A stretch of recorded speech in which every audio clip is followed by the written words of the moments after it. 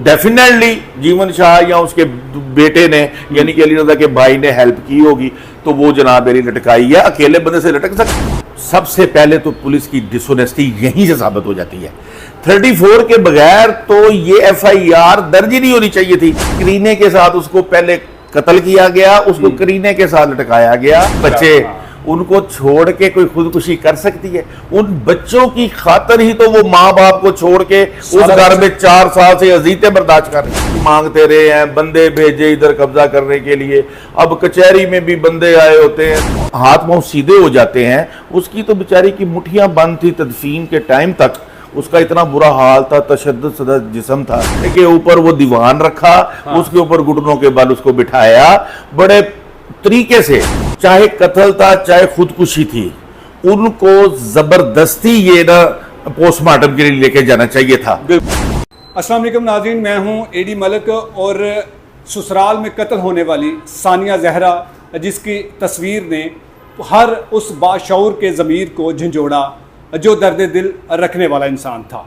हमारे साथ इस वक्त एडवोकेट रिजवान सतार साहब मौजूद हैं, जो कि इस केस की लीगल टीम के मेंबर हैं, और इनसे जानते हैं कि आज होने वाली समाअत कमरा अदालत में किस किस्म का माहौल था, मुल्ज़मान की तरफ से कौन कौन लोग आए थे, और मुल्ज़मान को जो बचाने की कोशिश की जा रही है वो क्यों की जा रही है, क्या इनका इस केस को लड़ने का मकसद क्या है, या फिर ये मामला जो है वो इनको क्या समझ आती है कि इन्होंने जब इस बच्ची की वो लटकती हुई तस्वीर देखी थी तो इनको कैसा लगा था। रिजवान भाई बहुत शुक्रिया आपका, आप कैसे हैं? ठीक हैं? अल्हम्दुलिल्लाह भाई, आपका भी शुक्रिया।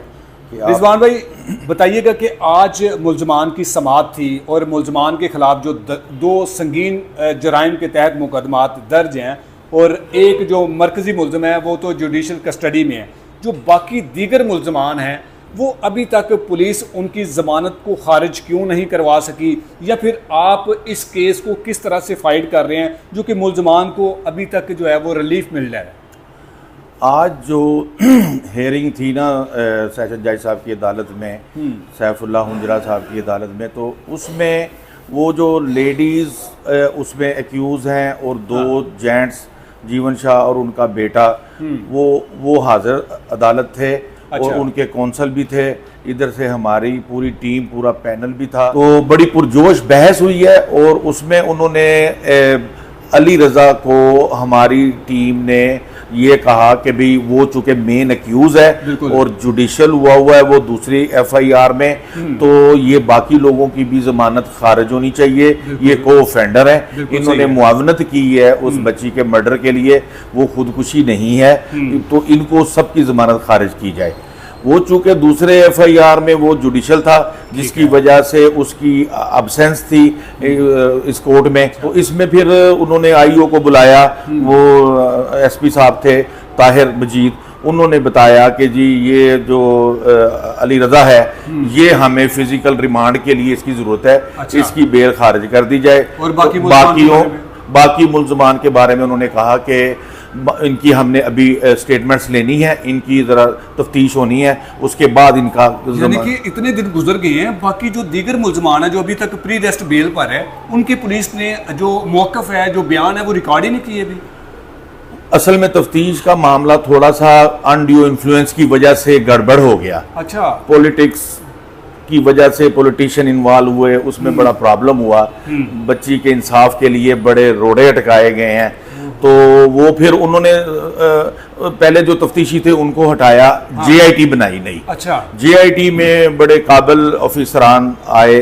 उन्होंने 4 घंटे की जनाब अली ये सारी मीटिंग्स हुई। अच्छा। उसमें स्टेटमेंट्स सारी रिकॉर्ड की गई। हाँ। ये कंप्लेनेंट पार्टी की, इनकी फीमेल्स की, जैसे असद शाह साहब, उनकी मिसिस की, उनकी दूसरी बेटी, उनके जिन्होंने बच्ची को गुस्ल वगैरह भी दिया। हाँ। वो सारी स्टेटमेंट रिकॉर्ड की गई और डिस्कशंस हुई हमारी पूरे पैनल के साथ। तो उसके बाद वो JIT ने अपनी रिपोर्ट मरतब करके आज सुबह अदालत को बताया है। अच्छा। तो रिजवान भाई, जैसे कि आपने JIT के बारे में बताया, और JIT ने पहले कंप्लेनेंट साइड का मौक़िफ़ लेने से पहले ही जो है वो जो इल्ज़ाम आलिया पार्टी है, जो मुल्ज़मान फरीक हैं, उनको बुला के उनके जो बयान है वो रिकॉर्ड कर लिए। क्यों उन्हें मुनासिब लगा कि जी हमें मुलजमान के पहले जो है वो बयान रिकॉर्ड करने चाहिए थे या फिर मुद्दई का बयान रिकॉर्ड करना चाहिए था? असल में देखिए, जो JIT ने टाइम दिया था ना असद भाई को, तो असद भाई उस टाइम पे पहुंचे हैं, लेकिन वो आगे से कहीं बिजी हो गए किसी मामले में, तो वो उधर कोई भी नहीं था, तो असद साहब वापस आ गए। अच्छा। उसकी वजह से वो थोड़ा सा फिर हमारा मामला डिले हो गए। वो फिर पहले उनके दूसरी पार्टी के उन्होंने ले लिए, तो फिर हमारे साथ रब्ता किया, फिर इधर आ गए, फिर इधर सारी स्टेटमेंट्स उन्होंने रिकॉर्ड की। अच्छा, उन्होंने बताया कि मुलजमान जो बाकी हैं जो अभी अबूरी जमानत पर हैं, उनके मुताबिक उनका क्या कहना है कि ये मामला कैसे हुआ, बच्ची ने खुदकशी की या फिर उसे कत्ल किया गया है? देखिए, मुलजमान तो जाहिर है यही कहेंगे कि बच्ची ने खुदकुशी की। अच्छा। लेकिन आपने तस्वीर को जरा गौर से देखें। बिल्कुल। कोई अनएजुकेटेड बंदा भी, पढ़े लिखे को तो छोड़ें, वो भी जब देखेगा तो वो कहेगा ये खुदकुशी नहीं हो सकती। बड़े करीने के साथ उसको पहले कत्ल किया गया, उसको करीने के साथ लटकाया गया, बेड के ऊपर वो दीवान रखा, उसके ऊपर घुटनों के बल उसको बिठाया बड़े तरीके से। और देखिए, इस लटकती लाश का मरना, ये जो बोन होती है, ये फ्रैक्चर होती है, टूटती है, हाथ पांव सीधे हो जाते हैं, उसकी तो बेचारी की मुट्ठियां बंद थी तदफीन के टाइम तक, उसका इतना बुरा हाल था, तशद्दुद सदा जिस्म था। तो इन असद भाई वगैरह चूंकि नहायत शरीफ आदमी है, इन्होंने तदफीन करवा दी। अगर उसी वक्त पोस्टमार्टम हो जाता तो आज सब कुछ 2000% क्लियर हो जाना था। लेकिन फर्ज कर लें कि वो सदमे में आ गए, उनको बताया इस तरह से गया, उन्होंने ब्लाइंड ट्रस्ट किया और अपनी बेटी की तदफीन कर दी। अब तदफीन के बाद जब कब्र कशाई हुई, जब उस बच्ची को दोबारा अजियत के लिए, देखिए जब भी कोई ऐसा वाकया होता है, मेरे एक्सपीरियंस के मुताबिक, आप तो माशाल्लाह से सीनियर हैं, लेकिन मैं जो कि इस तरह के केसेस को कवर करता हूं, जब भी कहीं कोई वाकया होता है तो पुलिस की तरफ से ये बयान आता है कि फलां बंदे की डेड बॉडी वहां से मसूल हुई और पुलिस ने उसको अपनी तहवील में लिया और मुर्दा खाना पोस्टमार्टम के लिए जमा करवा दिया। इसमें पुलिस को क्यों नहीं लगा कि ये खुदकशी नहीं, या ये कत्ल है, या ये खुदकशी है, तो इसको अपनी तहवील में लेकर उसका पोस्टमार्टम जरूरी था कि पुलिस अपनी तहवील में करवाती? आप बिल्कुल ठीक कह रहे हैं एडी भाई। असल में तो ये जॉब पुलिस की थी, चाहे कत्ल था चाहे खुदकुशी थी, उनको जबरदस्ती ये ना पोस्टमार्टम के लिए लेके जाना चाहिए था, ताकि हकाइक सामने आ जाते। माँ बाप तो कभी नहीं चाहते कि हमारा बच्चा मर गया है, ऊपर से उसका पेट फाड़े, जिस्म को नोचे, ये करे वो करे, बर्दाश्त नहीं होता। ठीक है ना जी। तो ये जवान बेटी और छोटे छोटे उसके इतने खूबसूरत बच्चे, उनको छोड़ के कोई खुदकुशी कर सकती है? उन बच्चों की खातर ही तो वो माँ बाप को छोड़ के उस घर में 4 साल से अजीतें बर्दाश्त कर रही थी। हम तो हैरान होते हैं, हमारा तो इतना बुरा हाल है गम से कि हम बता नहीं सकते आपको। वो हमारी बेटी थी, हमारी भतीजी थी, हमारे बच्चों की तरह थी। वो छोटी सी उम्र में उसके साथ देखे क्या हो गया, अभी उसे कितनी उम्र जीना था, हैं जी। तो अल्लाह ताला ने उसको, देखो बस ये नसीब जो है ना बच्चियों के, माँ बाप नहीं दे सकता। थोड़ी सी माँ बाप की भी मैं नेग्लिजेंस कहूँगा कि बहुत पहले ही इस बच्ची को अपनी तहवील में ले लेते और उसकी जान भी बच जाती, उसके बच्चे भी बच जाते।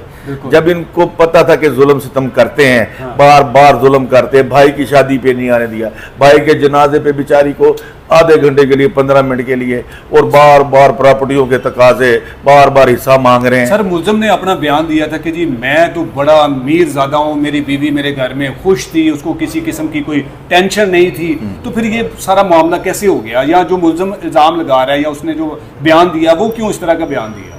सर, उनका कहना है ना, तो ये इनके पास, असद भाई के पास तो डॉक्यूमेंट्री प्रूफ भी है, पैसे भी मांगते रहे हैं, बंदे भेजे इधर कब्जा करने के लिए। अब कचहरी में भी बंदे आए होते हैं, देखे ना कितना, अगर उधर सिक्योरिटी ना हो तो पता नहीं उधर एक और हंगामा हो जाए। अच्छा। ठीक है ना जी। हम लोग भी अपना बंदोबस्त करके जाते हैं कि भी कोई हमारे साथ कोई उल्टी नीची बात ना कर दे। अच्छा, इतने वो बासर लोग हैं? जाहिर, देखिए जी, जो कत्ल इस तरह के कर सकते हैं वो कोई इंसान तो नहीं, दरिंदे हैं वो। ठीक है ना जी। जो इतनी मासूम बच्ची, किसी मर्द को कत्ल करो तो तुम्हें उस बताए, वो भी आगे से लड़े। बच्ची बेचारी ने क्या करना था, जिसने अपने बच्चों की खातर माँ बाप का घर छोड़ दिया, सब कुछ छोड़ दिया, इधर इतने ऐशो इशरत से वो रह सकती थी, हैं जी, इतने ओपन माइंड से रह सकती थी, उधर बेचारी इतनी तंग थी। मैं कहता हूँ इनको खुदा का खौफ नहीं आया, इन्होंने क्या किया है। अल्लाह ताला इनको इस तरह की इबरतनाक सजा दे कि बाकी लोगों को भी ये कम से कम एहसास हो जाए कि यार किसी की बेटी को जब ले आओ तो इस तरह जुल्म ना करो उसके ऊपर। अगर आपको उसकी तबीयत नहीं पसंद या उसकी कोई बात नहीं पसंद, आप उससे लहदी इख्तियार कर लो। हाँ। जान लेने का हक तो अल्लाह ताला के पास है, वो ताकत उसके पास है। इंसान की जान नहीं लेनी चाहिए। ये तो किसी की बेटी थी, छोड़ देते, तलाक दे देते। अगर ऐसी बात थी, आपका झगड़ा था, आपको उसके माँ बाप नहीं पसंद थे, भाई की शादी पे नहीं आने दिया। और मैं हैरान हूं ऐसे पेरेंट्स पे, असद भाई पे मुझे बड़ा गिला है। जब भाई की शादी पे नहीं आने दिया, आपको उसी वक्त फैसला ले लेना चाहिए था। ये क्या बात हुई कि शादी कर दी तो वो मालिक ही हो गया, खामंद भी ससुराल भी। इस तरह तो नहीं होता। हमारी रिजवान भाई मुझे आखिर में सिर्फ इतना से बता दें, इस FIR में 302 की तो दफा लग गई, उसके साथ साथ 148, 149, जबकि 6 मुल्जमान इस FIR में नामजद हैं। लेकिन जो पुलिस को सबसे पहले 34 की जो दफात थी वो लगाना, क्या आप नहीं समझते थे कि वो ज़रूरी थी? उसको क्यों इन्होंने हदफ किया और क्यों नहीं उसको शामिल किया? या फिर आपकी लीगल टीम या आप इस दफात को शामिल कराने के लिए एफर्ट करेंगे? सर देखिए, सबसे पहले तो पुलिस की डिसऑनेस्टी यहीं से साबित हो जाती है। 34 के बगैर तो ये FIR दर्ज ही नहीं होनी चाहिए थी। कॉमन इंटेंशन थी, बिल्कुल ठीक है ना जी। और एक बंदा जब उसको कत्ल किया, उसको मारा, गला दबाया या तशद्दुद करके मारा, उसके बाद लटकाने के लिए उसको 1-2 बंदों की हेल्प की जरूरत होती है। तो डेफिनेटली जीवन शाह या उसके बेटे ने यानी कि अली रज़ा के भाई ने हेल्प की होगी, तो वो जनाब मेरी लटकाई है। अकेले बंदे से लटक सकती है इस तरह? आप बताएं, कोई भी बंदा कॉमन सेंस रखने वाला वो ये सोच भी नहीं सकता कि अकेले बंदे का ये काम है। तो इन्होंने जुल्म इतना किया है, हमारे तो दिल दिमाग सुन्न हुए पड़े हैं। ये जब हादसा सर आपने, क्योंकि एक कानूनी जंग लड़नी है और उसमें आपने जिस तरह से बताया कि इतने ज़्यादा मुल्ज़मान के साथ लोग आते हैं, हम अपने आप को भी सिक्योर करने की कोशिश करते हैं कि ऐसा कोई खुशगवार वाक़या ना हो जाए। आप मुझे बताएं कि क्या आप इस बच्ची को, ये असद शाह की बेटी नहीं है, ये पूरी कौम की बेटी है जिसको इन्होंने लटका कर तड़पा कर पहले कत्ल किया, फिर उसके बाद पंखे के साथ लटकाया, ऐसा इबरत का निशान बनाया, ऐसी अजियतनाक इन्होंने उस बच्ची को मौत दी। आप इस जंग से, इस लड़ाई से पीछे तो नहीं हटेंगे? आप इस बच्ची को इंसाफ दिलाने के लिए अपनी हर तरह की कोशिश को जो है वो मुमकिन तरीके से इस मुल्ज़मान, ऐसे मुल्ज़मान के खिलाफ जो है ना वो मुकम्मल एफर्ट करेंगे? देखें जी, मैं तो असद साहब के पास उनकी मासूम बच्ची की जो इतनी तजलील शुदा मर्डर हुआ है, मैं तो उनकी हेल्प करने के लिए उनके पास आया, फातह के लिए आया। तो मुझे उन्होंने डिस्कस किया, मैंने उन्हें कहा कि मेरी वॉलंटरली जो है ना मेरी सर्विसेज आपके लिए हाज़िर है। मैं अपनी इस कौम की बेटी के लिए मुझे जहाँ तक मेरी ज़रूरत होगी मैं ज़रूर केस में इन्वॉल्व हूँगा और आपके जो एडवोकेट्स के पैनल हैं उसका मेंबर हूँगा और पूरी मेहनत के साथ ये केस फाइट करूँगा। और जो मुजरिम हैं, जो एक्यूज़ हैं, उनको जनाब हमने कैफरे किरदार तक पहुँचाना है। इस तरह तो फिर आज असद साहब के साथ हुआ है, कल मेरी बेटी के साथ हो जाएगा, परसों उनकी बेटी के साथ हो जाएगा। तो ये तो फिर हौसला अफजाई होगी अगर हम इन लोगों को माफ़ कर देंगे या पीछे हट जाएंगे या चुप कर जाएंगे। हमने खामोश नहीं होना, हमने ये पूरा फैसला इंशाल्लाह ताला इनको सजा दिलवानी है और बेटी को इंसाफ दिलवाना है इंशाल्लाह ताला। रिजवान साहब आपका बहुत शुक्रिया, आपने बड़े अच्छे तरीके से गुफ्तगू की और आज की होने वाली समाअत के हवाले से भी आपने लोगों को जो है ना वो उस समाअत के बारे में आगाह किया।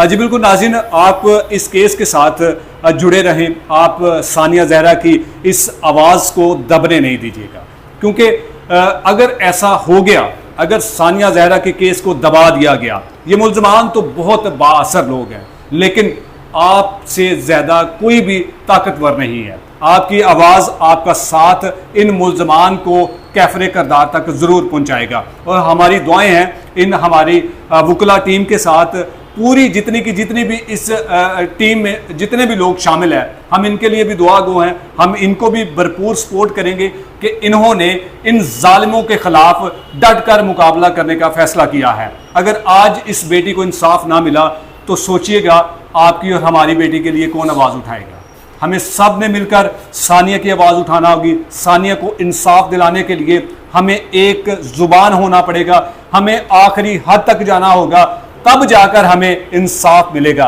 क्योंकि मुल्ज़मान ना सिर्फ शातिर हैं बल्कि इंतहाई चालाक भी हैं। मजीद अगली वीडियो में भी आपसे किसी दूसरे मेंबर्स की मुलाकात करवाएंगे। तब तक के लिए अल्लाह निगहबान।